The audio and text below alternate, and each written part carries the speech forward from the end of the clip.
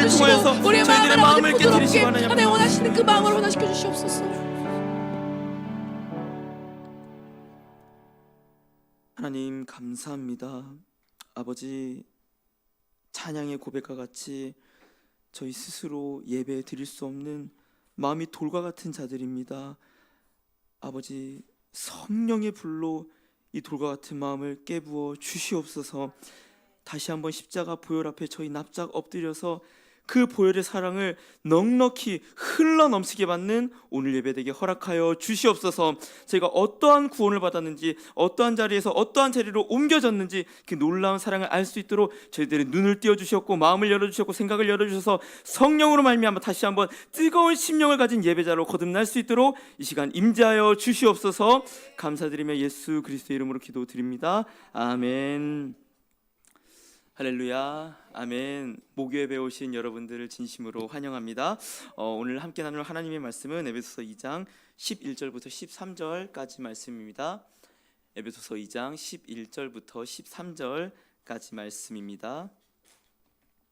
저희 한 목소리로 함께 읽도록 하겠습니다. 시작. 그러므로 생각하라. 너희는 그때 육체로는 이방인이요 손으로 육체에 행한 할례를 받은 무리라. 칭하는 자들로부터 할례를 받지 않은 무리라. 칭함을 받는 자들이라. 그때 너희는 그리스도 밖에 있었고 이스라엘 나라 밖의 사람이라. 약속의 언약들에 대하여는 외인이요 세상에서 소망이 없고 하나님도 없는 자이더니 이제는 전에 멀리 있던 너희가 그리스도 예수 안에서 그리스도의 피로 가까워졌느니라. 아멘.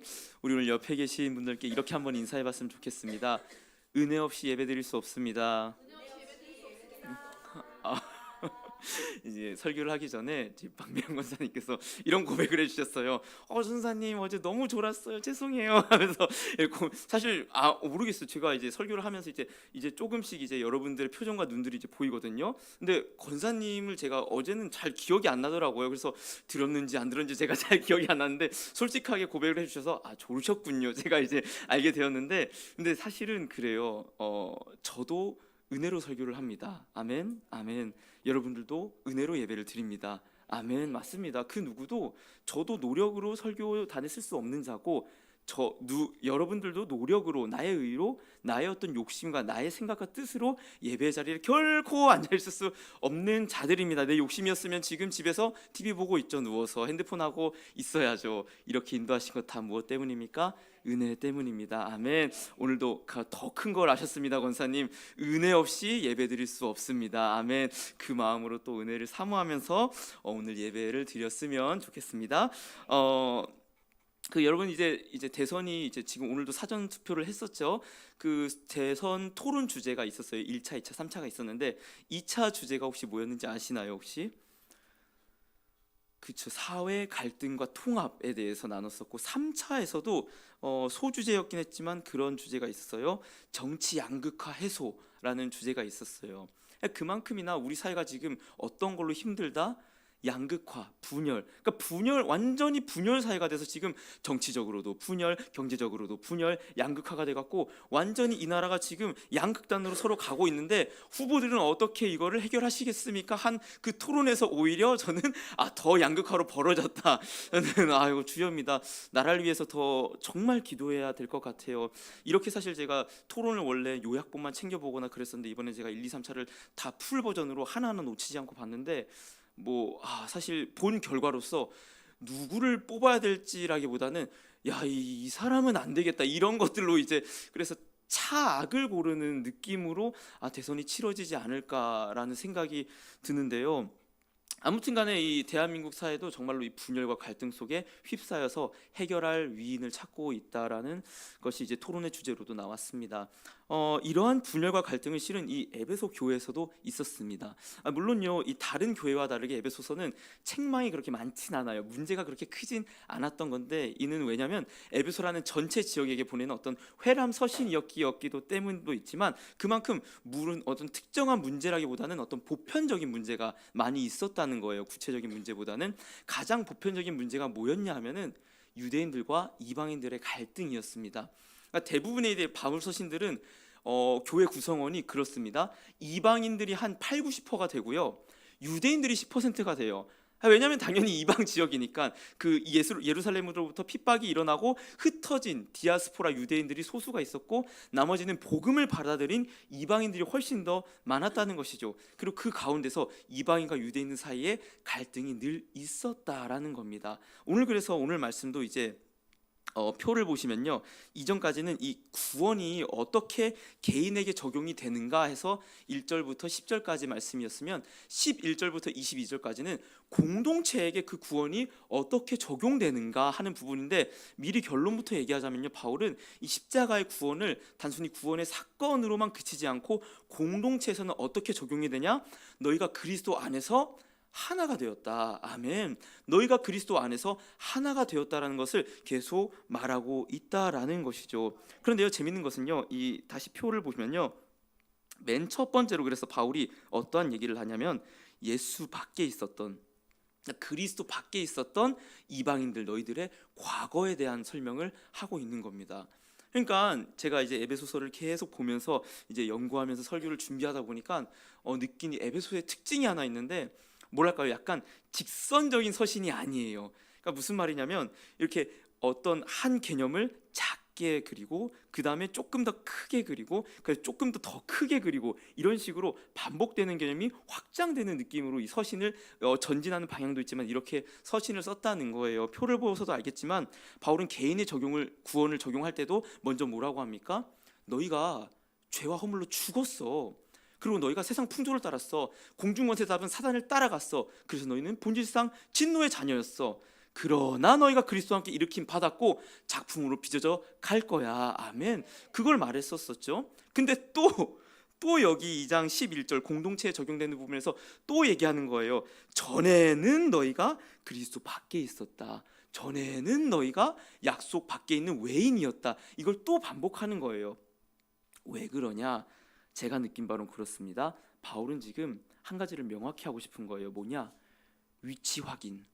오늘 말씀 제목이기도 한데요, 너희가 어디에서 어디로 옮겨졌느냐, 너희가 어떤 상태에 있다가 어떠한 자들이 되었는가, 그 위치를 너희가 분명히 알아야 된다. 그렇기 때문에 바울이 또 이 공동체에 적용하는 그 시작점에서도 너희가 허물과 죄로 죽었던 그런 공동체였다, 이런 느낌으로 또 내용을 반복하고 있다라는 것이죠. 그런데 이 2장 11절부터 22절까지를 알기 위해서는 어떠한 선지식이 조금 필요한 부분이 있는데요, 앞서 말씀드렸듯이 이스라엘, 그러니까 유대인과 이방인들과의 갈등이 십자가를 통해 그리스도 안에서 해결되고 하나가 되었다, 이거를 설명하기 위해서는, 그러면은 유대인, 이방인과 대비가 되는 유대인은 도대체 누구인가? 도대체 성경에서 말하고 있는 이 이스라엘 족속이라고 하는 자들은 누구이며, 그리고 다음에 또 나누겠지만 율법을 그의 육체로 허물었다라고 해요. 그 율법은 도대체 무슨 의미인가, 이거를 알 필요가 있는데요, 이스라엘이라는 그 개념이 가장 먼저 한 개인에게 등장한 경우가 있는데 바로 아브라함입니다. 창세기 12장 1절에서 3절을 제가 한번 읽어볼게요. 여호와께서 아브라함에게 이르시되 너는 너의 고향과 친척과 아버지 집을 떠나 내가 내게 보여줄 땅으로 가라. 내가 너로 큰 민족을 이루고 내게 복을 주어 내 이름을 창대하게 하리니 너는 복이 될지라. 너를 축복하는 자에게는 내가 복을 내리고 너를 저주하는 자에게는 내가 저주하리니 땅의 모든 족속이 너로 말미암아 복을 얻을 것이라 하신지라. 아멘. 여러분들, 이 이스라엘의 어떤 민족적인 시작이라고 하는 아브라함의 첫 부르심 장면을 저희는 보고 있는데, 여러분들 이스라엘이 지금도 성경에서 봤을 때 이 혈통적인 개념이, 그러니까 이 구약에 나오는 이스라엘을 혈통적인 개념으로만 보는 게 지금도 맞습니까? 아니요, 그렇지 않아요. 그러면 저희 구약 다 날려먹어야 돼요. 저희는 유대인도 아니고 뭐 저희 조상 중에 뭐 아브라함이 있을까요? 아니요, 모르겠어요. 근데 이런 혈통적으로 보면 아무 개념이 없겠죠. 이스라엘은 먼저 결론부터 말하면 뭐냐? 하나님 백성의 모델입니다. 그러니까 하나님께서 이 역사 가운데 어떠한 한 민족을 택하셔서 하나님의 백성은 이런 자들이야 하고 모델로 하나 세우신 거예요. 그게 바로 누구다? 이스라엘이고 아브라함이 그 시작인 거예요. 보세요, 같은 패턴이 늘 반복돼요. 아브라함이 하나님을 택하였습니까? 하나님이 아브라함을 택했습니까? 하나님이 택했죠. 아브라함은 몰랐어요. 우상을 섬기던 그 데라 밑에서 살고 있던 갈대아 우르 지방의 바벨론에 살던 자였거든요. 하나님께서 근데 아브라함을 불렀습니다. 부르면서 뭐라고 했냐? 너는 복이 될지라. 여러분, 복이 가장 큰 복이 뭡니까? 하나님이 우리를 택하신 것, 그리고 하나님이 택한 백성들 가운데 함께 하심. 아멘. 이게 가장 큰 복입니다. 그래서 하나님의 그 아브라함의 조건에 따라 바뀌는 게 아니에요. 이거는 하나님께서 택하셨고 하나님께서 함께 하시기에 복된 민족입니다. 아멘. 저희도 마찬가지예요. 그렇게 하나님께서 택하고 복 주시기로 한 그 민족이, 그 복이 한 개인에게만 머뭅니까? 아니요. 3절에 나오잖아요. 땅의 모든 족속이 너로 말미암아 복을 얻을 것이라. 그러니까 보세요. 1절 택함, 2절 복줌, 3절 복의 통로가 됨. 하나님의 백성의 모델이 결국 뭐예요? 하나님께서 주권적으로 택하시고 함께 하셔서 복을 나에게만 가둔다? 아니요. 내 주변에 확장시킨다. 아멘이요. 창세기 주제가 여러분 뭡니까? 처음에 바라크 복으로 시작했던 그 복이 3장에서 죄로 말미암아 저주로 바뀌었는데 하나님께서 그 저주를 다시 복으로 뒤엎는 그게 창세기잖아요. 그래서 뽑은 그 한 인물 누구? 아브라함이었다라는 사실이죠. 이게 이제 국가적으로 확장되는 게 출애굽기 19장에 나오는데 4절에서 6절 함께 읽어보겠습니다. 시작. 내가 애굽 사람에게 어떻게 행하였음과 내가 어떻게 독수리 날개로 너희를 업어 내게로 인도하였음을 너희가 보았느니라. 세계가 다 내게 속하였나니 너희가 내 말을 잘 듣고 내 언약을 지키면 너희는 모든 민족 중에서 내 소유가 되겠고 너희가 내게 대하여 제사장 나라가 되며 거룩한 백성이 되리라. 너는 이 말을 이스라엘 자손에게 전할지니라. 아멘. 이것도 보세요. 이스라엘을 출애굽시키고 나서 내가 너희를 뭐로 세운다? 제사장 나라가 되며 거룩한 백성이 될 거야. 아멘. 얘기를 하시는데 똑같은 패턴이에요. 이스라엘이 먼저 하나님을 찾았습니까? 아니면 하나님이 이스라엘을 기억하사 홍해 애굽으로부터 구원을 했어요? 하나님이 먼저 택했잖아요. 그리고 구원이 먼저입니까? 율법이 먼저입니까? 구원이 먼저예요. 맞아요. 이미요 구원받은 백성들에게 율법이 주어진 거지 율법을 지켰을 때 출애굽한 게 아니란 말이에요. 그러니까 구원을 하나님께서 똑같습니다. 택하시고 구원하시고 또 말씀을 주시면서 뭘 한다? 너희가 제사장 나라 거룩한 백성이 될 거야. 제사장이 뭡니까? 이스라엘과 하나님 사이에서 중보자적 역할을 하는 게 제사장이었잖아요. 제사장 나라는 뭡니까? 그러면 하나님과 세상 사이에서 이스라엘이 제사장 나라 중보자 역할이 돼서 하나님의 뭘 확장시키는 거예요? 거룩함. 하나님의 거룩함을 확장시키는 백성으로 이스라엘이 하나님의 백성이 부름받았다. 아멘. 그러니까 뭡니까? 하나님의 백성의 모델은 어떻게 살아간다? 하나님이 먼저 택하시고 주권적인 구원을 주시고 복의 확장과 거룩의 확장을 주는 걸로 모델링 되었다. 그게 이스라엘을 통해 나타났다라 하는 사실이죠. 그렇기 때문에 그런 백성들에게 뭐가 필요합니까? 그래서 율법이 필요한 거예요. 아무 기준 없이 아니요. 율법에 근거하여서 이 말씀으로 복과 거룩을 확장시키는 거죠. 신명기 4장 7절에서 8절을 보면요. 우리 하나님 여호와께서 우리가 그에게 기도할 때마다 우리에게 가까이 하심과 같이 그 신이 가까이 함을 얻은 큰 나라가 어디 있느냐? 오늘 내가 너희에게 선포하는 이 율법과 같이 그 규례와 법도가 공의로운 큰 나라가 어디 있느냐? 아멘. 이스라엘 어떤 나라라 하는 거예요? 하나님이 함께 하시는 복된 나라. 그리고 또 어떤 나라예요? 율법. 이러한 율법을 받은 나라가 어디 있냐? 모세가 얘기를 하고 있는 거죠. 그러니까 그 이제 구약을 공부하다 보면요. 이 율법에 대해서 비교를 할 때 고대 근동에서 이 율법, 이스라엘의 이 율법과 유사한 여러 가지 다른 고대 근동의 족속들의 여러한 법들이 있어요. 그 중에 대표적인 게 함무라비 법전이라고 하는 게 있거든요. 근데 이 학자들이 그런 얘기를 해요. 이 함무라비 법전에서도 그런 말이 나와요. 눈에는 눈, 이에는 이. 그러니까 내가 받은 대로 갚아주어라는 동해보복법이라고 하죠. 그런 내용이 함무라비 법정에도 담겨 있거든요. 학자들은 이 이스라엘의 율법은 그러니까 이제 좀 비평적이고 자유주의적인 좀 이 말씀을 말씀으로 여기지 않는 그런 학자들 파에서 뭐라고 얘기하냐? 고대 근동에서 여러 법들이 이렇게 함무라비 법전 또 이스라엘 율법이 이렇게 섞이면서 교차하다가 이러한 이스라엘의 율법이 완성되었다. 왜냐하면 비슷한 내용이 너무나도 많기 때문에요. 그러나 그럴까요? 아니요, 전혀 그렇지 않습니다. 먼저 말씀드리고 싶은 건요, 하나님께서 율법, 글로 새긴 율법을 줬지만 또 우리에게 뭘 주셨습니까? 양심을 주셨어요. 로마서에서 이방인들은 양심에 따라 행동할 거라고 했거든요. 그러니까 우리는 타락한 하나님의 형상입니다. 무슨 말이냐? 타락은 했지만 하나님의 형상이기 때문에 오염은 되었지만 어떤 하나님의 공의의 성품이 남아 있어요.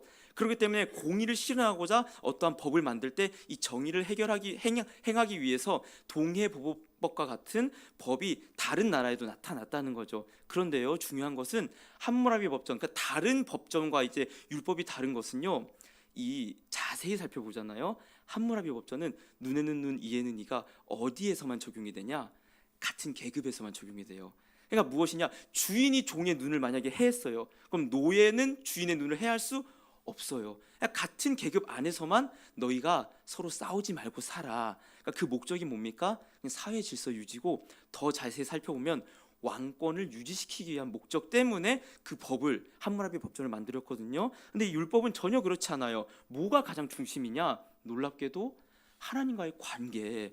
아멘. 그게 중심이고, 그 다음에 뭐예요? 이웃 사랑. 그러니까 하나님 사랑과 이웃 사랑. 그러니까 전혀 다른 개념이에요. 그리고 약자들을 위한, 소수자를 위한 배려가 더 담겨 있는 법이 이제 이 율법인데, 그래서 이제 신명기 10장 12절 13절 함께 읽어보겠습니다. 시작. 이스라엘아, 내 하나님 여호와께서 내게 요구하시는 것이 무엇이냐?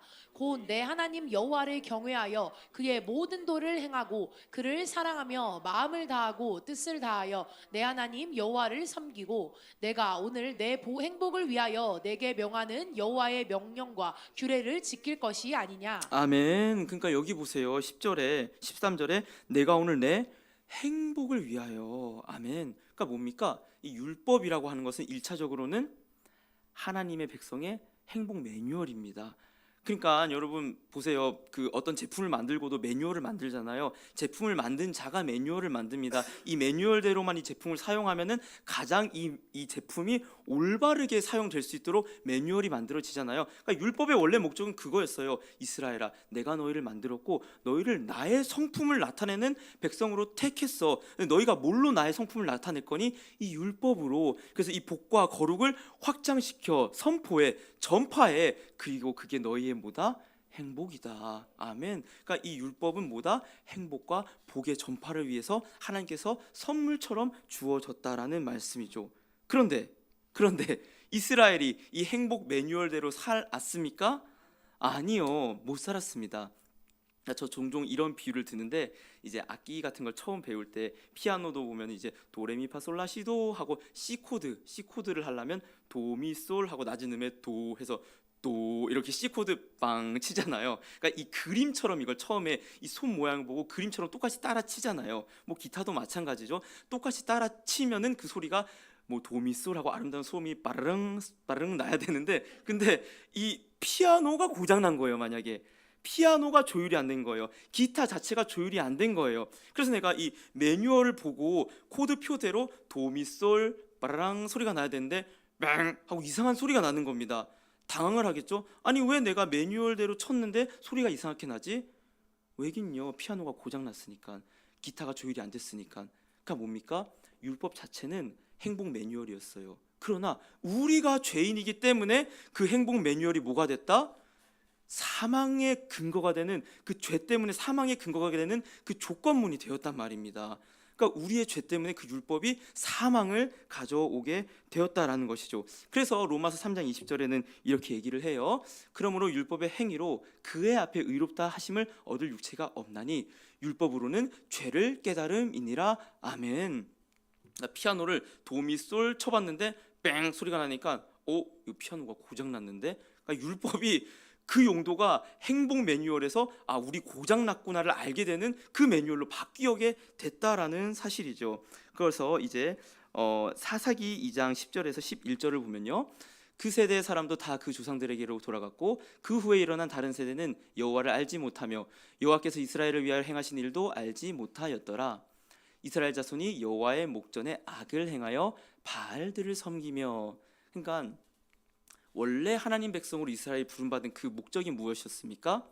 거룩의 확장, 복의 확장, 뭘 통하여서? 율법을 수행함으로써. 근데 죄 때문에 율법을 오히려 수행하지 못하는 자들이 됐고, 뭐인 게 오히려 탄로 났습니까? 거룩을 확장시키는 백성이 아니라 뭐예요? 오히려 이방 가나안 땅에 들어가고 났더니 사사기 때 오히려 그 가나안의 우상 숭배에 전염이 된 거예요. 뭐냐? 거룩을 전염시켜야 됐던 이스라엘 백성이 오히려 죄를 전염받을 수밖에 없는 자들임이 탄로 났다라는 사실입니다. 그러니까 뭐예요? 지금 하나님께서는 이 구약의 역사를 통해서 이스라엘이라는 민족을 통해서 뭘 보여주고 싶었냐? 첫 번째는 너희는 복의 통로야. 근데 죄 때문에 너희가 그게 불가능해. 그래서 두 번째는 뭡니까? 너희는 죄의 전염을 받을 수밖에 없는 자들이야. 그거가 동시에 이제 전혀 다른 개념이지만 하나님께서는 동시에 그것을 보여줬다라는 사실이죠. 그래서 예레미야 2장 11절에 보면 어느 나라가 그들의 신들을 신 아닌 것과 바꾼 일이 있느냐? 그러나 나의 백성은 그의 영광을 무익한 것과 바꾸었도다. 아멘. 그러니까 뭡니까? 율법도 선한 거였고 하나님의 택하심도 위대한 거였습니다. 그러나 죄된 이스라엘은 그 택하심에 응하지도 못했고 율법에 따라 살지도 못했고 거룩을 나타내는 게 아니라 오히려 우리는 불가능한 사람이다. 이스라엘을 통해서 모든 인간들은 다 죄에 전염받을 수밖에 없는 자들이다. 그러니까 이게 레위기에도 드러나는 거예요. 거룩이 전염됩니까? 아니면 스치기만 해도 부정해져요. 만지기만 해도 부정해져요. 근데 거룩해지려면 왠가 제사를 다 지내야 돼요. 예수가 필요하다. 제사가 필요하다. 그의 피가 필요하다. 이미 이게 나타났다라고 한다는 사실입니다. 그러니까 이스라엘이라고 하는 한 민족과 율법을 통해 하나님께서는 이걸 보여주고 싶었는데 바울이 말하고자 하는 것은 오늘 본문에서 뭡니까? 야, 이스라엘은 불가능한 그런 민족이었거든. 근데 너희는 그것조차도 행할 수 없었던, 몰랐던 그런 이방인이야. 그거를 얘기하고 싶다라는 것이죠. 에베소서 2장 11절 함께 읽겠습니다. 시작. 그러므로 생각하라. 너희는 그때 육체로는 이방인이요 손으로 육체에 행한 할례를 받은 무리라. 칭하는 자들로부터 할례를 받지 않은 무리라. 칭함을 받는 자들이라. 아멘. 우리가 어떤 자들입니까? 그래, 이스라엘을 욕할 게 아니라 이스라엘은 그러니까 그런 거예요. 이스라엘은 시험을 칠 자격이 있던 거예요. 그래서 이스라엘을 불러놓고 하나님께서 공부를 시키고 야, 이거 통과해봐 했는데 다 빵점이야. 다 빵점. 아무도 통과를 못하네. 근데 우리는 그마저도 되지 않고 저 바깥에서 시험이 있는지 없는지 공부도 못 받아보고 교육도 못 받아본 그러한 자들이었다라고 바울은 얘기를 하면서 너희가 할례를 받지 않는 무리라 칭함을 받은 자들이야 얘기를 하고 있는 거죠. 근데 바울은 왜 여기서 할례라는 것을 갖고 왔을까요? 이 할례의 의미도 한번 살펴볼 필요가 있는데 할례가 처음 나온 부분이 창세기 17장 11절 13절인데 제가 읽어볼게요. 너희는 포피를 베어라. 이것이 나와 너희 사이의 언약의 표징이니라. 너희의 대대로 모든 남자는 집에서 난 자나 또는 너희 자손이 아니라 이방 사람에게서 돈으로 산 자를 막론하고 난지 8일 만에 할례를 받을 것이라. 너희 집에서 난 자든지 너희 돈으로 산 자든지 할례를 받아야 하리니 이에 내 언약이 너희 살에 있어 영원한 언약이 되려니와. 아멘.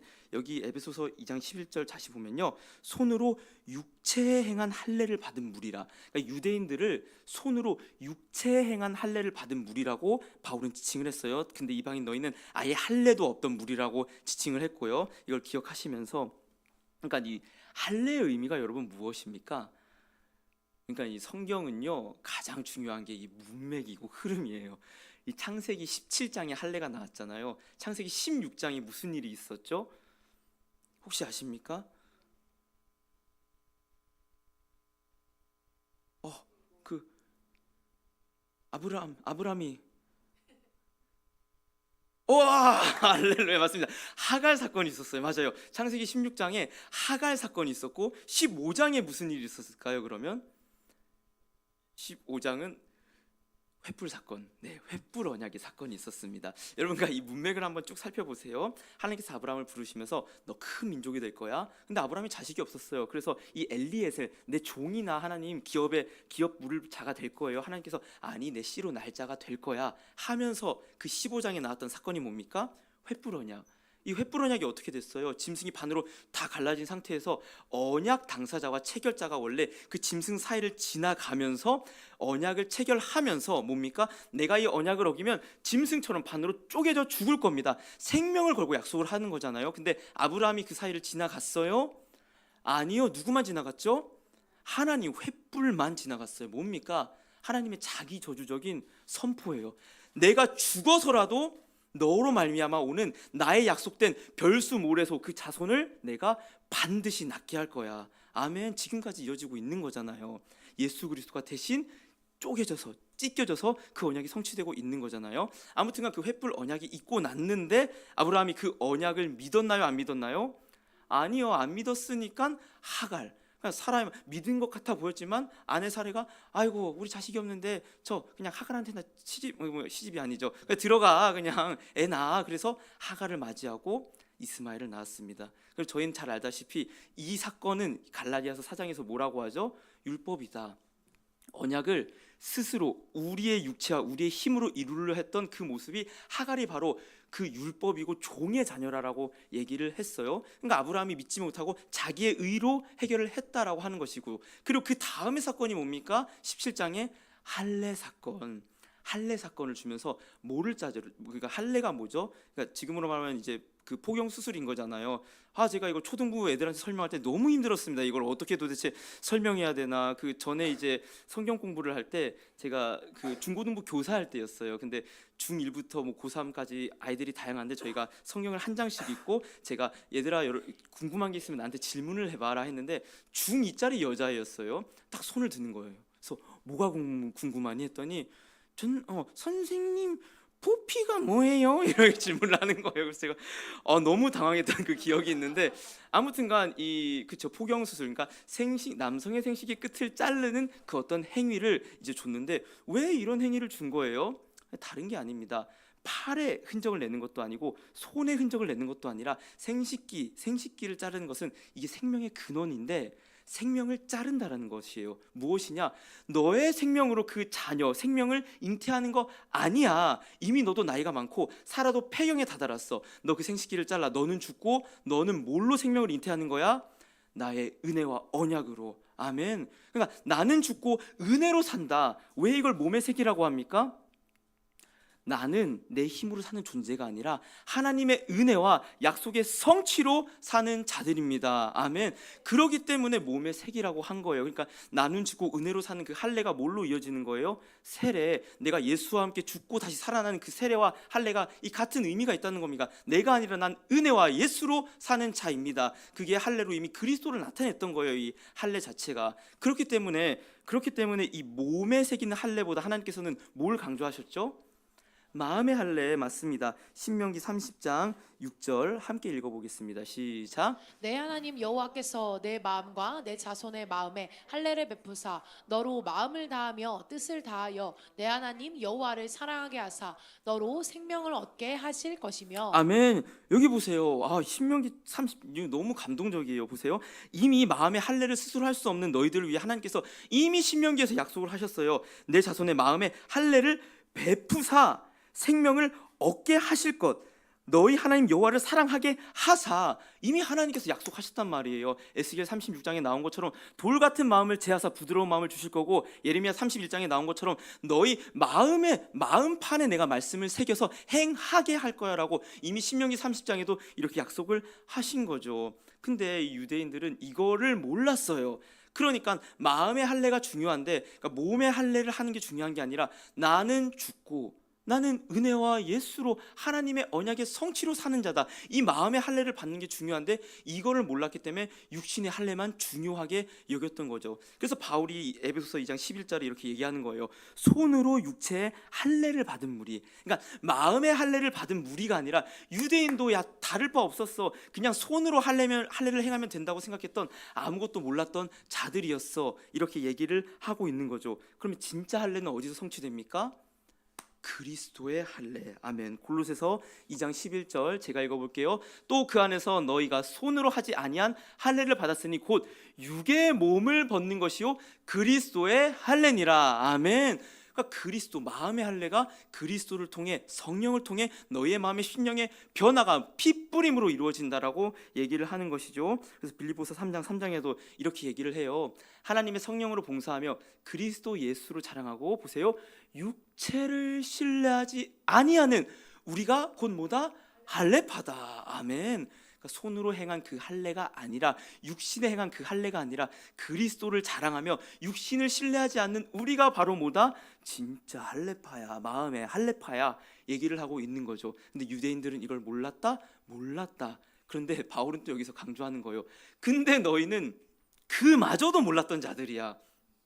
유대인들은 이 육체 할례는 그나마 알았는데 너희는 이것마저도 몰랐던 할례 받지 못한 자들이라고 칭함받았던 자들이야. 지금 바울은 이거를 얘기하고 있는 것이죠. 그러니까 여러분 무엇입니까? 실은 이 이방인에 해당하는 게 바로 누구예요? 대한민국, 나다, 한국인, 조선인, 우리가 이 이방인에 해당한다는 것이죠. 그 이제 선교사들의 기록을 보면요, 초기에 이제 한국을 들어온 이 선교사들의 기록에 선교사들이 가장 놀랐던 부분이 있어요. 뭐 지난번에도 뭐 얘기했지만 뭐 술 마시는거나 이제 뭐 4살 5살 공방대 피면서 다니고 있는 것들, 그런 것보다도 더 충격적이었던 거는 이 한국 사람들이 우상과 미신에 미쳐 있는 나라였다는 겁니다. 그러니까 무슨 말이냐, 유교에 빠져 있던 나라예요. 근데 유교도 뭐 제대로 된 정통 유교라기보다는 어떠한 내 조상에게 잘하면 조상이 나한테 복을 준다. 그 제가 지난번에도 얘기했었잖아요. 저한테 와갖고 당신은 씨앗 자손입니다 하면서 제가 이제 수고를 해서 이제 덕을 쌓으면은 이 구천에 돌아다니던 저의 조상들이 있대요. 이거 복음 아니고 진리가 아니에요. 아무튼 저의 조상들이 있는데 제가 제사를 드리고 정성을 드리면 그 조상들이 이제 구천을 떠돌다가 극락으로 옮겨집니다. 극락으로 가면 나의 조상들이 뭐가 돼요? 신령이 돼요. 신령이 되면 나한테 뭘 베풀 수 있어요? 내가 이 땅에서 덕을 잘 쌓을 수 있도록 도와주는 수호신이 되는 거예요. 그래서 이거 그쵸, 그들의 논리가 꽤 명쾌합니다. 그래서 내가 정성을 들여야 되는 거예요. 그래서 덕을 쌓고 가문을 구원할 씨앗 자손이 내가 되는 거였어요. 거짓 복음입니다. 아무튼 그러니까 저희 나라가 그랬던 거예요. 쫄쫄 굶고 있고 자식도 못 먹이고 있는데 제사 때만큼은 어떻게든 좋은 음식을 어떻게든 끌고 와요. 그래서 제사를 지내는 거예요. 왜? 조상들한테 내가 정성을 다 바쳐야 이 조상 신들이 현생에 있는 나의 삶에 도움을 줘서 내가 잘 살 거 아니냐. 그래서 이 기록을 보면요, 이제 뭐 지금 저희가 3일장 말하는 게 3일 동안은 이 부모의 시신을 바로 땅에 묻으면 안 돼요. 염이라고 하는 과정이 있잖아요. 그래서 이제 이제 유향 아무튼 그런 걸로 싸갖고 이제 부모를 3일 동안 땅에 묻지 않고 기리는 과정이 필요한데 그마저도 할 수 없는 사람들이 태반이었어요. 자기 옷 입을 것도 없는데 부모를 쌀 천이 어디 있어요. 그래서 그 온갖 시체들이 길거리에 다 이런 어떤 자루 같은 것만 덮어서 즐비했다라고 선교사들이 얘기를 하고 있었어요. 그래서 너희 조상 숭배하지 마, 그래서 제사 드리지 말라고 그렇게 선교사들이 얘기를 했던 거예요. 지금도 제사 문제 때문에 싸우는 집들이 있지만 그거 아니야, 너희 미신과 우상 따르면 안 돼, 그거 아무 상관없어, 그리스도로 너희가 영생을 받아. 그러니까 선교사들은 이걸 전했다라는 것이죠. 그런 이방인들, 그러니까 지난번에 이경수 선교사님도 와갖고 그게 좀 충격을 먹었어요. 그렇게 이제 시체를 둘둘둘 싸갖고 그 시체를 한 3, 4일 동안 앉혀놓고 거기서 밥을 먹다가 거기서 나오는 피와 진물이 복이 있는 걸로 여겨지기 때문에 그거를 밥에 섞어다가 먹는, 그게 도대체 상상도 하기도 싫어요. 그게 무슨 맛일지 상상도 하기 싫습니다. 그러니까 다 뭐라는 거예요, 바울이. 너희는 그 할례도 몰랐던 그런 이방인이야. 너희 진짜 그것도 몰랐던 이방인이라고 지금 바울이 얘기를 하고 있는 것이죠. 그래서 이어서 바울은 이방인이었던 하나님 밖에 있었던 너희들이 어떠한 자들이었는지 융단 폭격을 가하는데, 저희 에베소서 2장 12절 말씀 함께 읽어보겠습니다. 시작. 그때 너희는 그리스도 밖에 있었고 이스라엘 나라 밖의 사람이라. 약속의 언약들에 대하여는 외인이요 세상에서 소망이 없고 하나님도 없는 자이더니. 아멘. 지금 이거 보세요. 바울이 5콤보 5대를 때리는 거예요. 첫 번째, 그리스도 밖에 있었고 이스라엘 나라 밖의 사람이고 약속의 언약들에 대해 외인이고 세상에는 소망이 없고 하나님도 없는 자다. 지금 팍팍팍팍팍 지금 완전히 때려버리는 거죠. 완전히 지금 이방인들을 낮추는 거예요. 여러분들, 왜 바울이 이렇게 너희가 어떤 상태였는지 지금 계속 5콤보를 날리는 거예요? 그러니까 제가 이제 전도를 하려고 했던 한 사람 중에, 정확히 말하면 제가 전도하려고 했던 사람은 아니고 전도의 대상자였던 한 사람이 했던 말이 있는데, 그런 말을 하는 거예요. 기독교는 죄인이라고 가스라이팅을 하고 죄인이라고 여겨질 때 예수를 제시하는 종교야.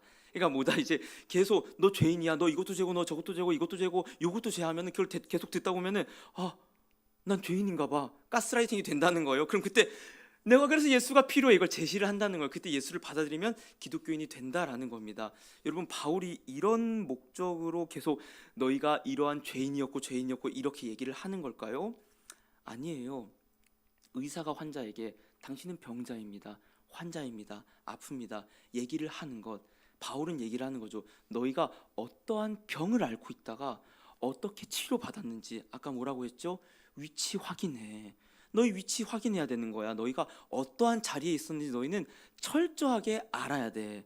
그래서 지금 저희는 이 말씀을 이제 하나하나 5개를 간략히 하나씩 살펴볼 텐데, 보면서 맞다, 내가 이런 자였지 하는 마음으로 함께 살펴보기를 원하는데요. 첫 번째는 뭐냐? 그리스도 밖에 있었다라는 게 어떤 의미냐? 사도행전 17장 23절에 바울이 이제 아덴에서 선교할 때입니다. 그리스도 밖에 있는 자들에게 이렇게 설교를 했어요. 내가 두루 다니면 너희가 위하는 것들을 보다가 알지 못하는 신에게 라고 새긴 단도 보았으니 그런즉 너희가 알지 못하고 위하는 것을 내가 너희에게 알게 하리라. 바울이 얘기를 하고 있는 거예요. 그러니까 그리스도 밖에 있다라는 의미는 뭐냐? 너희는 구원자가 없었어. 너희는 메시아가 없던 자들이야. 그러한 자들이 행했던 일이 뭐예요? 알지 못하는 그 신에게도 제사를 지내는 거예요. 그러니까 이신 저신 뭐 아폴로, 제우스, 아프로디테 여러 있는데, 아니야 근데 우리가 알지 못하는 또 신이 있을 거야 하고 알지 못하는 신을, 동상이 뭔지도 모르겠어요. 그걸 세워놓고 거기다도 제사를 지냈다라는 겁니다. 여러분, 이 구원자, 그러니까 구원자이면서 주인이 없는 삶이 어떤 삶입니까? 출발점도 없고요, 도착지도 없어요. 목적도 없고 계획도 없어요. 그래서 이제 그분이, 아까 말했던 그분이 그런 얘기를 하는 거예요.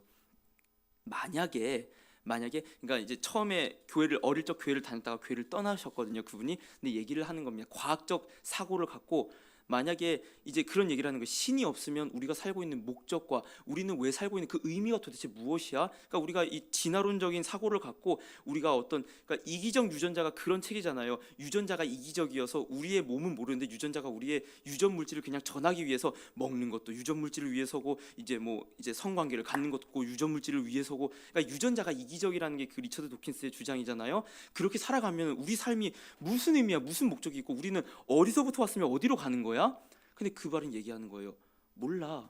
모른다고? 그러면 왜 살아가? 그냥 그렇게 살아가는 거야. 그러니까 말이 안 되는 거예요. 우리가 몰라. 근데 그냥 그렇게 살아가는 거야, 원래 인생은. 그러니까 세상 사람들. 그러니까 그리스도 밖에 있었다라는 게 이런 삶이라는 거예요. 제가 그래서 가끔 전도를 할 때 이제 좀 친한 친구들에게는 뭐 전화를 하다 이렇게 얘기합니다. 너는 그럼 왜 사는 거야? 제가 물어봐요. 너는 살아가는 목적과 그 의미가 뭐야? 너는 어디서부터 왔으면 너는 어디로 향해 가는 사람이야? 대답을 못해요. 그냥 하루하루 살지. 예수가 필요해. 너 예수가 필요해. 너가 어디서부터 왔으며 너의 목적지는 어디며 너가 왜 살아가는지, 너를 향한 예수 그리스도 하나님의 뜻이 무엇인지 너 그거 알 필요가 있어. 여러분, 그렇습니다. 그리스도 밖에 있다는 것은 어떠한 목적과 의미도 없이 그냥 망망대해에 떠다니는 표류하는 배와 같다는 거예요. 너희가 그러한 상태였다라고 바울은 얘기하고 있는 거였죠. 두 번째는 뭡니까? 이스라엘 나라 밖에 있었다라고 하는데, 에스겔 16장 14절에 보면요, 내 화려함으로 말미암아 내 명석이 이방인 중에 퍼졌음은 내가 내게 입힌 영화로 내 화려함이 온전함이라. 나 주 여호와의 말이니라. 그러니까 여러분, 이스라엘이 이제 명성을 갖게 된 거예요. 왜요? 하나님께서 은혜 주시고 보호해 주셨기 때문에. 근데 이스라엘의 그러한 명성을 가지고 이방 나라에게 어떤 그 일단 가늠한 여자처럼, 창녀처럼 행동했다는 것이 나오는 게 이 에스겔 16장 말인데, 여러분, 하나님께서는 이 이스라엘 백성을 어쨌거나 역사 가운데서 택하셨습니다. 그리고 그 보호하심이 지금까지 이어집니까, 안 집니까? 이어져요, 여러분. 그러니까 뭐 제가 얘기하는 건 뭐 유대주의, 뭐 시오니즘 이런 얘기를 하는 건 아닙니다. 그러나 언약에 신실하신 하나님께서는 유대 민족이라는 그 민족을 언약에 근거하여서, 아니 망했던 나라가 어떻게 다시 살아납니까? 어떻게 지금도 그 나라, 그러니까 이 유대인이 미국에 이제 2% 있다고 하는데 그 2%가 세계 경제의 20%를 움직이고 있어요. 무슨 말이냐? 이건 유대인들이 잘나서? 아니요, 하나님이 언약에 근거하여서 보호하고 있기 때문에, 그 민족의 특수성이라기보다는 하나님께서 그 민족을 보호하시기 때문에. 그러니까 이스라엘 나라 밖에 있다는 건 무엇입니까? 너희는 그 보호를 체험도 못 해본 자들이야. 너희는 그 하나님의 인도하심을 맛도 보지 못한 자들이야, 얘기를 하고 있는 거죠. 세 번째 뭐라고 합니까? 바울이 약속 밖에, 언약의 외인이라고 얘기를 하는데요. 로마서 3장 1절에서 2절을 보면요. 그런즉 유대인의 나음이 무엇이며 할례의 유익이 무엇이냐? 범사에 많으니 우선은 그들이 하나님의 말씀을 맡았음이라. 그러니까 바울이 얘기하는 거예요. 야, 할례가 중요한 게 아니라 마음의 할례, 그게 중요한 거, 거듭남이 중요한 거야. 근데 할례가 그럼 무익하냐? 아니, 이스라엘 백성의 가장 큰 유익이 있는데 그게 뭐냐? 말씀을 받았어. 그들이 말씀을 맡은 자야. 그러니까 무슨 말이에요? 이 말씀을 받은 그것만으로도 이스라엘이 어떻다? 특수성이 있다. 그것만으로도 유익이 있다라고 얘기를 하는 거예요. 시편에 얘기를 하잖아요. 말씀에 뿌리 내리지 않는 자는 뭐예요? 바람에 나는 겨요. 그러니까 제가 이제 세계관 설교를 준비하고 이제 말씀을 전하면서 어쨌거나 저희는 이 땅을 살아가는 그 세계관의 어떤 행동들, 삶을 말씀을 근거로 하여서 그걸 기준으로 살아가잖아요. 근데 제가 이제 이번에도 술에 관해서 이제 말씀을 전했지만 만약에 제가 이 말씀이 기준이었으면 저는 술에 대해서 어떤 입장을 취해야 합니까? 사람마다 달라요. 야, 즐길 대로 적당히 먹으면 돼. 야, 그냥 막 마셔. 야, 건강하게 밤에 한 잔 정도 괜찮아. 제가 뭘 따라야 되냐 이 말이에요. 아니에요. 말씀에 근거했기 때문에 저는 확실한 기준이 있어요. 흔들리지 않아요. 사람들의 말에 미혹되지도 않고 그 세상 풍조에 따라가지도 않는단 말입니다. 그것만으로도 뭐가 유익이 있다? 말씀이 있는 것만으로 이런 큰 유익이 있는데 너희는 이 언약과 말씀에 하나도 해당하지 않는 자였어. 너희 멋대로 살았지, 너희 마음대로 살았지. 이 모든 언약에 너희는 다 비껴간 자들이었어. 그 언약이 또 뭡니까? 하나님께서 반드시 성취한다는 약속의 근거잖아요. 너희는 이거를 아무것도 모르는 자였어라고 바울은 얘기하고 있는 거죠. 그리고 네 번째, 세상에도 소망이 없었다라고 얘기를 하는데 이 소망은 바울은 늘 이런 식으로 얘기를 해요. 보면요, 이 밑에 또 바리새인의 아들이라 죽은 자의 소망 곧 부활로 말미암아 내가 신문을 받노라. 이 사도행전 23장은 바울이 유대인들 앞에서 신문을 받을 때 내가 간증을 하면서 내가 어떤 소망이 있는데 그것 때문에 내가 신문을 받아. 그 소망이 뭐야? 바로 부활이야. 아멘. 바울이 부활의 소망에 대해서 얘기를 하는데요. 계속해서 나와요. 24장 15절에서는 이게 이제 그 벨릭스 총독 앞에서 얘기를 하는 거죠. 곧 내가 하나님께 소망을 가졌으니 곧 의인과 악인의 부활이 있기 때문에 내가 이 부활의 소망 때문에 신문을 받아요. 그리고 사도행전 26장 7절에도 나오죠. 아그리빠 왕이요 이 소망으로 말미암아 내가 유대인들에게 고소를 당하고 있습니다. 어떤 소망이요? 부활의 소망이요. 그리고 마지막 28장 20절에도 이렇게 얘기해요. 이러므로 너희를 보고 함께 이야기하려고 청하였으니 이스라엘의 소망으로 말미암아 내가 이 세사들의 메인바 되었느니라. 아멘. 그러니까 무엇입니까? 소망도 없는 자였어. 너희는 이 부활의 소망은 유대인들도 몰랐던 소망이지만 너희는 그 소망이란 것 자체도 없던 자들이었어. 여러분, 부활의 소망이 없다면요, 진짜요. 제가 중고등부 때 이제 저희를 지도했었던 그 전도사 강도사 목사가 되신 그 분이 계셨는데 그런 얘기를 자주 하셨어요.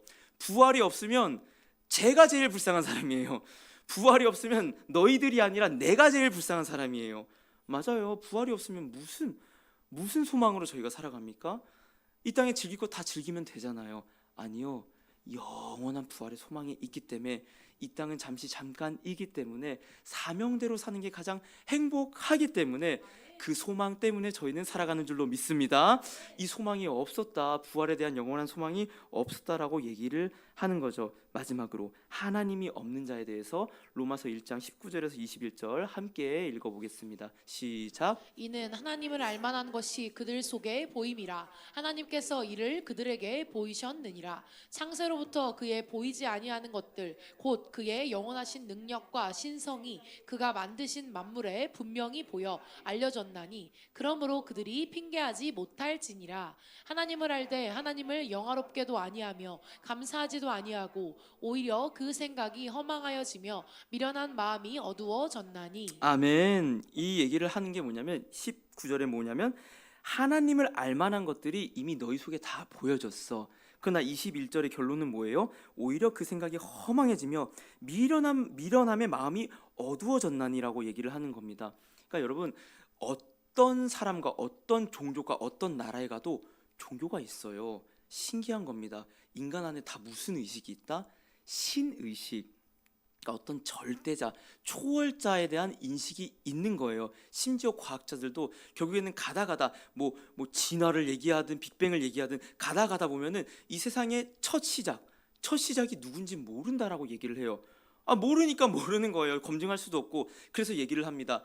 절대적인 초월적인 무언가가 있었다라고 얘기를 해요. 그렇게 얘기 안 하면 과학자들도 말을 못 하는 거예요. 그게 아니면 세상이 태어난 걸 설명할 수 없으니까. 그러나 하나님을 알 수 있다 없다?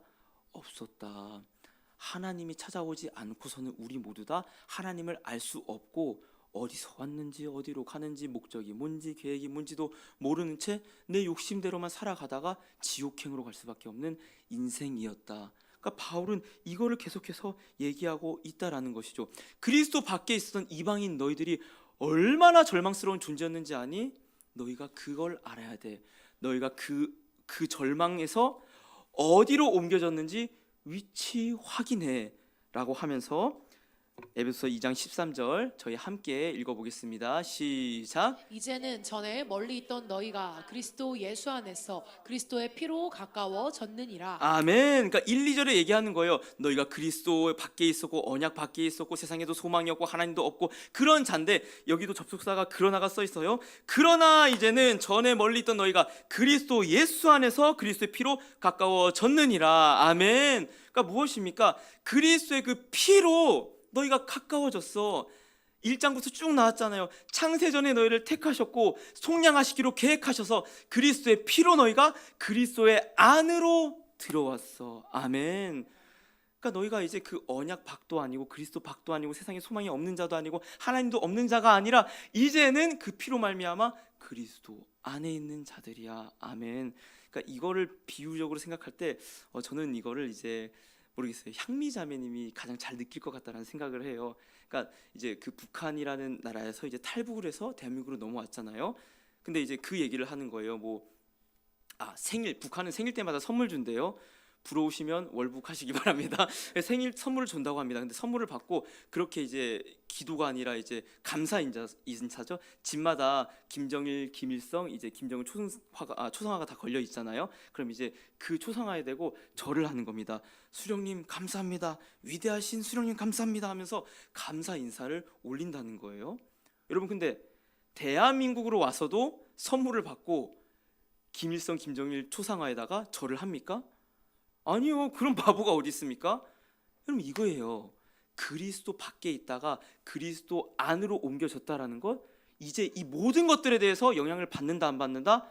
안 받는다. 할렐루야. 아멘이요. 죽음으로 향하지도 않고 왜 내가 사는지 그 의미와 목적을 모르지도 않고 나의 삶을 내가 살아가는 그 할례파가 아니라 나는 마음의 할례를 받고 예수 그리스도의 은혜와 약속의 성취로 살아가는 자들이다. 아멘이요. 아멘. 그러니까 바울은 그게 왜 하나됨의 근거가 되냐, 이렇게 또 얘기를 해보면 좋을 것 같아요. 제가 이제 저희 MT를 갔었잖아요. MT를 갔을 때 그 향리자매님과 함께 오신 그 이서야 전도사님이시더라고요. 그냥 청년이 아니라 전도사님과 이제 어떤 말씀에 대해서 좀 신앙에 대해서 여러 얘기를 나누다가 그분이 이제 인도에 대한 선교의 마음이 있었다고 하세요. 그래서 인도의 단기 선교를 따라갔는데 그분도 북한에서 넘어오셨잖아요. 근데 그 얘기를 하는 겁니다. 내가 차라리 북한에서 태어난 게 감사했습니다. 그러니까 뭡니까? 인도의 그 여성의 인권과 인도의 그 치안 상태와 인도의 그 환경이 뭐보다도 안 좋았다? 북한보다도 안 좋았다라고 얘기를 하는 겁니다. 그러니까 여러분, 그러면 예를 들어볼게요. 한번 제가 미국 여행을 한 적이 있거든요. 이래봬도. 근데 미국 여행에서 가장 좋았던 곳이 샌디에고라고 하는 나라에 그 지방이에요. 이 미국의 이제 남동 쪽에 있는 그 지중해를 끼고 있고 미국인들이 미국인들이 늙어서 죽을 때까지 살고 싶은 곳 1위. 그러니까 미국의 부자들이 이제 돈을 벌고 노후를 다 샌디에고에서 즐기다가 거기서 죽고 싶어하는 도시 1위가 샌디에고예요. 그 봅시다. 그러면 이제 트럼프가 강권적인 능력으로 이제 북한에서 나온 탈북자와 인도의 이제 또 불가촉 천민 한 명씩 지정해갖고 너희들 샌디에고에 저택 하나씩 줄게, 일로 넘어와 한 거예요. 비행기표 다 대주고 넘어왔습니다. 그리고 그 저택 안에 그 탈북자와 비하하는 건 절대 아니에요. 이제 그 탈북자와 그 불가촉 천민이 함께 만난 거예요. 그럼 그 사람들이 뭔 얘기를 나눌까요? 오, 홀리 트럼프, 글로리 투 트럼프 하면서 트럼프에게 영광 돌리면서 감사하면서 서로 잘 왔다, 고생 많았지, 우리 여기서 이제 행복하자, 그 얘기를 하겠죠. 그러니까 무슨 말이냐? 바울이 얘기하는 것은 이방인을 깎아내리기 위한 게 아니에요. 그러니까 뭐냐? 이방 유대인들마저도 예수 그리스도를 몰랐기 때문에 죽을 수밖에 없었던 인생인데, 이방인들 너희는 그것보다 더 비참한 자들이었어. 그러니까 인도의 불가촉 천민이었어. 근데 너희들이 함께 뭐다? 그리스도 안으로 왔다. 그런 너희가 분열하고 시기하고 질투하고 남을 깎아내리고 정죄하고 하겠니? 이거에 대한 밑바탕을 만들기 위해서 너희 위치 확인을 해. 너희가 어디서부터 구원받았는지, 얼마나 절망스러운 자들인지 확인을 해라고 하면서 이 전제를 이미 깔아놨던 게 저희가 읽었던 본문이죠. 그래서 여러분 서신서들을 보면요, 바울이 종종 그런 얘기를 할 때가 있어요. 내가 죄인이다, 나는 정말 쓸모없는 쓰레기 같은 자였다, 이런 자기 고백을 하는 게 있는데, 이건요 뭐 자기 심파적인 고백이 아니에요. 뭐 또는 나를 그 바울을 높이고자 하는 말도 아니고, 왜 이런 자기의 낮춘 걸 얘기를 하냐? 내가 어디서부터 어떠한 자리로 옮겨졌는지 알아? 이걸 말해주고 싶어서 얘기하는 건데, 하나씩 읽어보도록 하겠습니다. 고린전서 15장 9절 함께 읽어볼게요. 시작. 나는 사도 중에 가장 작은 자라. 나는 하나님의 교회를 박해하였으므로 사도라 칭함받기를 감당하지 못할 자니라. 아멘. 바울이 얘기하는 거예요. 나는 사도 중에 가장 작은 자라고 얘기를 하는 거예요. 근데 그러면서 바울이 이후에 뭐라고 얘기하면요, 나나 그들이나 예수 그리스도를 전한다. 그러니까 나는 진짜로 예수를 직접 만나본 적도 없고 사도 중에 막내 사생아와 같은 자인데, 가장 작은 자인데 이런 나도 하나님이 쓰시더라, 이 얘기를 하고 있는 겁니다. 또 볼게요. 에베소서 이어서 나오는 말이에요. 3장 8절 읽겠습니다. 시작. 모든 성도 중에 지극히 작은 자보다 더 작은 나에게 이 은혜를 주신 것은 측량할 수 없는 그리스도의 풍성함을 이방인에게 전하게 하시고. 아멘. 모든 성도 중에 지극히 작은 자보다 더 작은 나에게, 바울이 얘기하고 있는 거예요. 여 성도는요, 유대인과 이방인 다 포함한 성도예요. 그러니까 이방인들아, 사실은 나는 너희들 중에서도 가장 작은 자야. 근데 이런 내가 복음을 전한다, 차별 없이 복음을 전한다. 바울은 이 얘기, 내가 이러한 자리에서 내가 이러한 자리로 하나님께 대접받고 있어, 이 얘기를 하고 있는 겁니다. 마지막으로 이렇게 얘기합니다. 디모데전서 1장 15, 16절 함께 읽겠습니다. 시작. 미쁘다 모든 사람이 받을 만한 이 말이요 그리스도 예수께서 죄인을 구원하시려고 세상에 임하셨다 하였도다. 죄인 중에 내가 괴순이라. 그러나 내가 긍휼을 입은 까닭은 예수 그리스도께서 내게 먼저 일체 오래 참으심을 보이사 후에 주를 믿어 영생 얻는 자들에게 본이 되게 하려 하심이라. 아멘. 내가 죄인 중에 괴순이라. 그리스도께서 나를 향해 일체 오래 참으심으로 영생을 얻는 자들의 본이 되게 하셨다. 어떤 본입니까?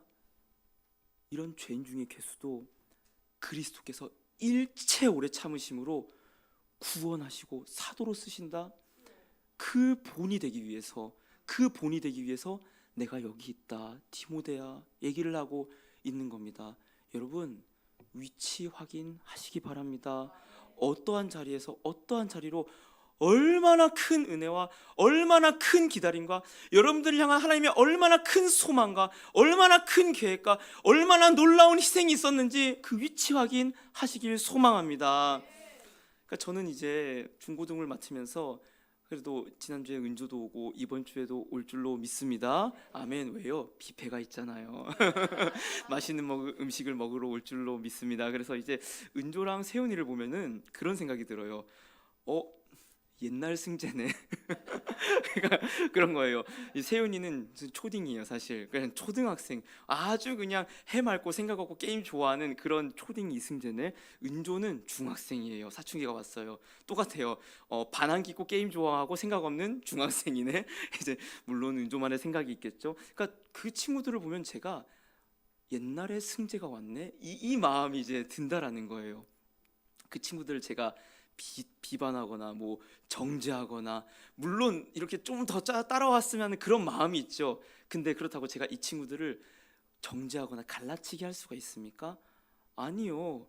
옛날 승제와 지금 승제가 하나 되어 예배를 드리는 거예요. 무슨 말이에요? 바울은 지금 전제를 깔아놓는 거예요. 이방인이나 유대인이나 다 너희들을 서로 어떻게 보라? 아, 옛날에 내가 저랬지. 아, 내가 죄인 괴수였지. 서로를 보면서 맞아, 내가 죄인이었어. 맞아, 내가 그리스도 없을 때 죽음을 향해 가던 소망 없던 그런 자였어. 맞아, 우리가 근데 그리스도 안에 하나가 되었구나. 나에게 흐르는 그리스도의 보혈이 내 옆에 지체에게도 똑같이 흐르는구나. 내가 그리스도만큼 존귀함을 얻었다면 내 옆에 있는 그 지체도 뭐다? 그리스도만큼 존귀하구나. 바울은 그렇기 위해서 한껏 낮추는 겁니다. 너희 어디서부터 구원받았는지 그 위치 확인해. 사랑하는 여러분, 그 위치 확인, 내가 어떻게 낮아졌고 어떻게 높아졌고, 그래서 내가 내 옆에 있는 지체를 어떠한 눈으로 바라봐야 되는지 그 은혜가 있기를 소망합니다. 이 시간 함께 찬양하기를 원하는데요, 처음 하는 찬양인데 이 후렴 가사에 이런 가사가 있어요.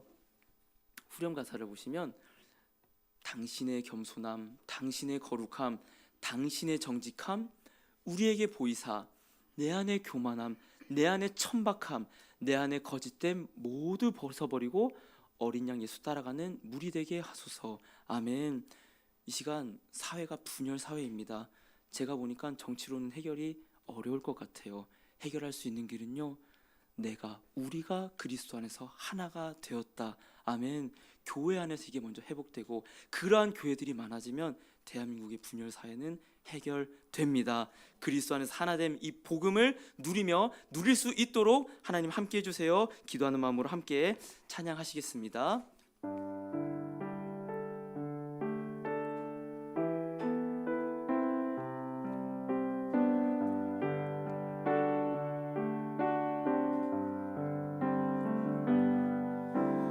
오늘 이 자리에 모인 우리 어린 양 예수 따라가는 무리 되게 하소서.